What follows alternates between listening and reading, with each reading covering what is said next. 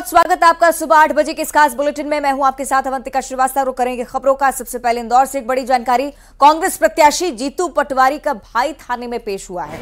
जीतू पटवारी का भाई नाना पटवारी थाने में बुलवाया गया। किसान आंदोलन मामले में स्थायी वारंटी नाना पटवारी था। राजेंद्र नगर थाने में 3 साथियों सहित पेश हुआ है। कोर्ट में पेशी के बाद जेल भेजा गया है। तो ये बड़ी जानकारी कांग्रेस के नेता जीतू पटवारी से जुड़ी हुई। जीतू पटवारी के भाई नाना पटवारी को लेकर यह जानकारी। जीतू पटवारी का भाई नाना पटवारी थाने में पेश हुआ। किसान आंदोलन मामले को लेकर स्थायी वारंटी नाना पटवारी रहा। राजेंद्र नगर थाने में 3 साथियों सहित नाना पटवारी पेश हुआ है। कोर्ट में पेशी के बाद जेल भेज दिया गया है। आरोपी उपस्थित होकर आए और इनके द्वारा अपनी गिरफ्तारी दी गई, जिसमें गिरफ्तार किया जाकर इनको माननीय न्यायालय के समक्ष प्रस्तुत किया गया, जहां माननीय न्यायालय ने इनको जीआर पर भेज दिया है। सर, किस मामले में थे ये, क्या मामला? उस समय जैसा कि बताया गया है कि 2017 में किसान आंदोलन के समय की बात बताई जा रही है, थाना राजेंद्र नगर के द्वारा बताया गया है और इसमें 307 के मुकदमे कायम थे। सर, कौन आरोपी है और क्या नाम है इसका? जैसा कि मैंने बताया 4 लोग हैं इसमें। एक सचिन है, एक सचिन के अलावा एक अशोक है, तीसरा जितेंद्र और चौथा सही कि मिथिलेश हमारे साथ जुड़ रहे हैं। ज्यादा जानकारी हम लेंगे उनसे। मिथिलेश, कौन सा ये मामला है, विस्तार से जानकारी फिलहाल पेशी को लेकर भी। 2017 में राजेंद्र थाने में केस दर्ज हुआ था। किसान आंदोलन उस वक्त चला था, प्रदर्शन चला था बड़ा। उस वक्त का ये पूरा घटनाक्रम है। उसमें 4 आरोपियों के खिलाफ, जिन 4 लोगों का नाम सामने आ रहा है, इनके खिलाफ 307 सहित दूसरी अन्य धाराओं में केस दर्ज किया गया था। 2017 में केस दर्ज किया था। 2019 से राजेंद्र नगर थाने का जो रिकॉर्ड है उसके हिसाब से जो जीतू पटवारी हैं, कांग्रेस सरकार में मंत्री रहे हैं, वर्तमान में राव से विधायक हैं और चुनाव भी लड़ रहे हैं। उनके भाई हैं नाना पटवारी, और नाना पटवारी तभी से फरार चल रहे थे 2019 से, और आचार संहिता लगी हुई है, चुनाव होना है, और ऐसे में जो जितने भी स्थायी वारंट है उन्हें तामील कराया जाता है और उनकी धरपकड़ की जाती है। ऐसे में बहुत दिनों से इस बात को लेकर चल रही थी चर्चाएं कि नाना पटवारी की कभी भी गिरफ्तारी हो सकती है और उन्हें जेल भेजा जा सकता है। कल राजेंद्र नगर थाने में सरेंडर किया नाना पटवारी अपने 3 साथियों के साथ में, और वहां से पेश करने के बाद कोर्ट लेकर गई पुलिस और वहां से फिर सीधा जेल भेज दिया गया। लेकिन तो पूरा घटनाक्रम है 2017 का है। राजेंद्र नगर थाना में केस रजिस्टर्ड था। 2019 से फरार चल रहे थे, स्थायी वारंटी थे। 307 का केस दर्ज था, यानी जानलेवा हमले का, गंभीर धारा जो थी जानलेवा हमले का, उस केस में केस रजिस्टर्ड था। फिलहाल जेल भेजे जा चुके हैं। कल शाम को कोर्ट ने इन्हें जेल भेज दिया है। ठीक है, बहुत शुक्रिया आपका मिथिलेश फिलहाल जानकारी के लिए। और आज की एक और बड़ी खबर, 2 राज्यों 2 शहरों में ईडी की रेड देखने को मिल रही है। मध्य प्रदेश और छत्तीसगढ़ में ईडी की टीम ने दबिश दी है। भोपाल में मध्य प्रदेश की जानी मानी बिजनेस फर्म पीपल्स ग्रुप पर ईडी ने शिकंजा कसा। टीम ने मनी लॉन्ड्रिंग के तहत 230 करोड़ रुपए की प्रॉपर्टी को अटैच किया है। छत्तीसगढ़ में भी इसी तरह की कार्रवाई का सिलसिला, हालांकि फर्म पर नहीं, एक बंद कमरे पर छापा पड़ा था। दुर्ग में ईडी ने रेड मारी, 5 करोड़ रुपए यहां से बरामद किए गए। दोनों ही जगहों पर इस कार्रवाई के चलते हड़कंप की स्थिति। राजधानी भोपाल का मामला इसलिए भी संगीन हो जाता है क्योंकि बहुत लंबे समय से पीपल्स ग्रुप के खिलाफ ईडी की तरफ से दबिश दी जाती रही, और मौजूदा हालात ये हैं कि शुरुआती जांच इससे बताया जा रहा है 230 करोड़ की प्रॉपर्टी फिलहाल अटैच हुई है। कई और बड़े खुलासे मध्य प्रदेश में इस ग्रुप के खिलाफ हो सकते हैं। दूसरी तरफ दुर्ग में भी ये पता लगाने की कोशिश ईडी करे कि कहां से पैसा आया, कहां खपाने की तैयारी थी। तो राजधानी भोपाल का जिक्र कर रहे थे, जहां ईडी की बड़ी कार्रवाई देखने को मिली है। मध्य प्रदेश की जानी मानी बिजनेस फर्म पीपल्स ग्रुप पर ईडी ने शिकंजा कसा है। टीम ने मनी लॉन्ड्रिंग के तहत 230 करोड़ रुपए की प्रॉपर्टी को अटैच किया है।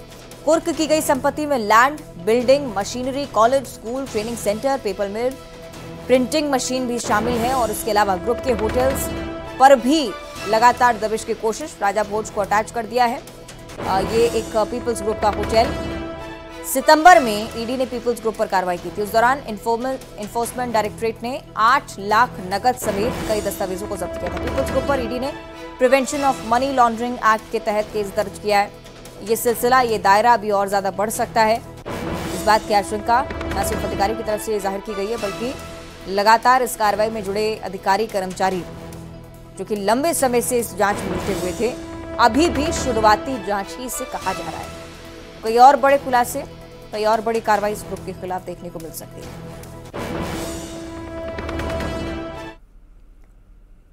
और छत्तीसगढ़ में भी कुछ इसी तरह का सिलसिला हमने आपको बताया, इस बारे में भी आपको विस्तार से जानकारी दी। भिलाई में ईडी ने दबिश दी है, बंद कमरे से करीब 5 करोड़ रुपए मिले हैं।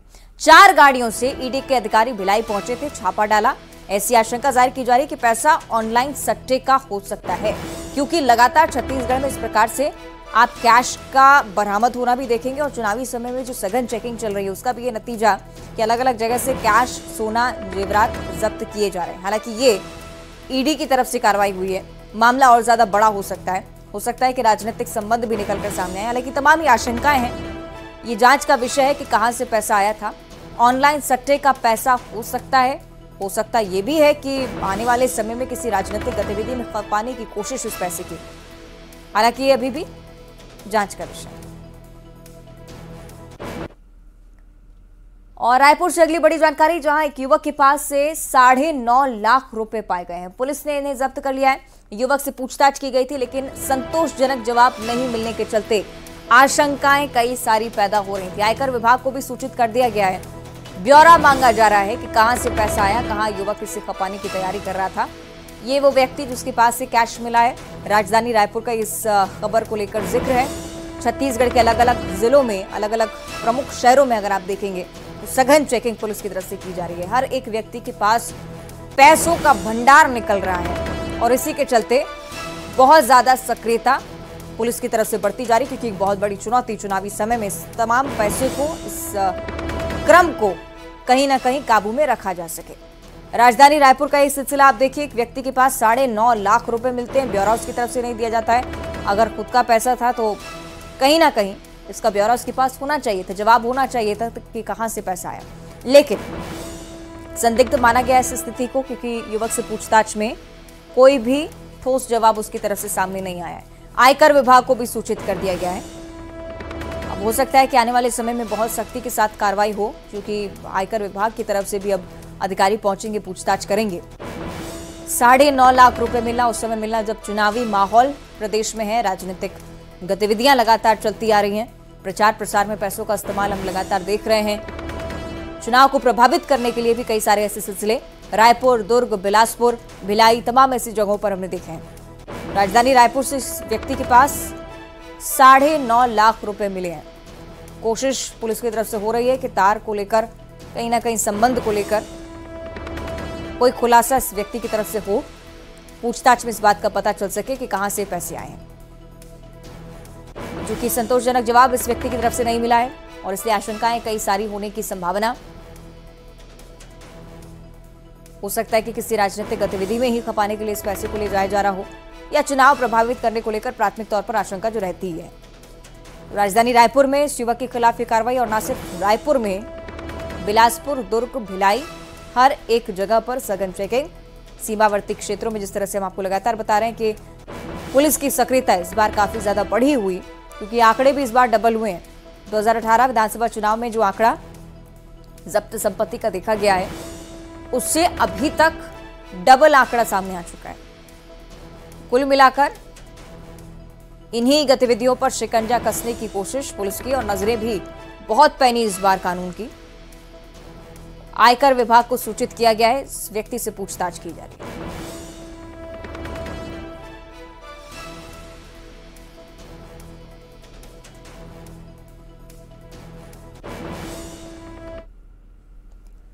तो चुनावी संग्राम अपने चरम पर पहुंच